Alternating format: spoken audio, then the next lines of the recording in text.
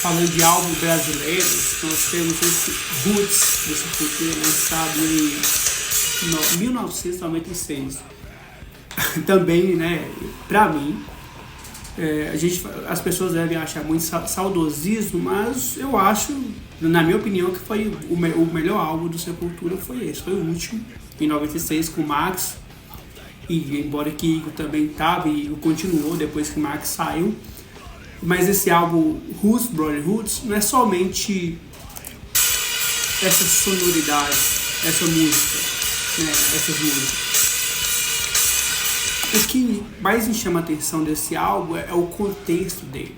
É o contexto que foi feito. Ele foi feito um álbum muito cru, inicialmente. O Sepultura ele foi para a tribo Xavante, se não me engano, foi no Mato Grosso.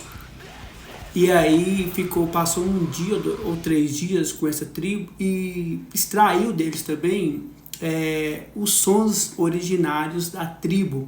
Tanto é que se você for ouvir Atitude desse álbum, ele vai ter um pouco de berimbau, alguns sons ali bem indígena mesmo, e que é muito pesado.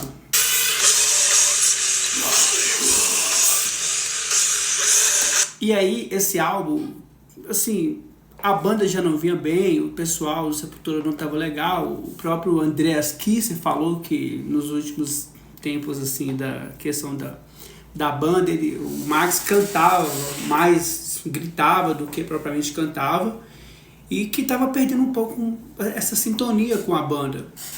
Só que esse álbum ele é muito pesado, como eu falei, além das letras, que, né, Roots, Raízes Sangrentas, que diz respeito ao Brasil mesmo, eles tiveram outro entrave com esse álbum, que foi achar uma gravadora que quisesse gravar e misturar essa questão, assim,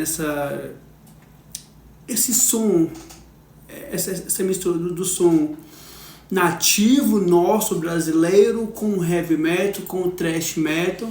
Então, assim, se não me engano, foi uma gravadora holandesa que apostou nesse som, porque muitas gravadoras americanas descartou a ideia, que não queria, e posteriormente esse som aqui do Roots, esse álbum, na verdade, em uma entrevista recente, o Corey Taylor, que é o vocalista do Slipknot, falou que uma das principais influências para ele montar o Slipknot foi justamente o Sepultura e o álbum Roots.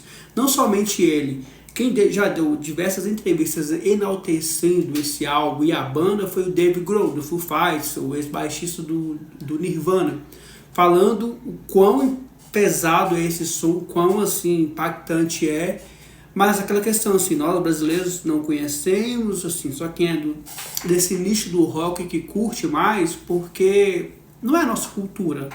Mas lá fora, assim, Sepultura e Metallica nos anos 90 tava assim, pareio, né? Se Max não tivesse saído da banda, pra mim, possivelmente estaria no mesmo patamar aí de notoriedade do Metallica, porque o som dos caras são muito bom mesmo, a bateria do Igor muito boa, o vocal do Max também, eu acho o vocal dele muito bom, o Andreas Kisser não precisa nem dizer, o Paulo Xisto.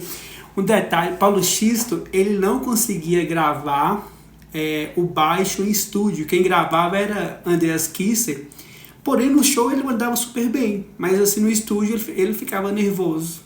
Assim, nervoso é um pouco curioso, porque no palco ele mandava super bem e no estúdio ele ficava apreensivo. Bom, pra mim esse álbum também é uma obra-prima que o Brasil produziu, que é Roots, Bloody Roots. Depois eu vou falar sobre o álbum do Nação Zumbi, com o Chico Science, Da Lama ao Caos.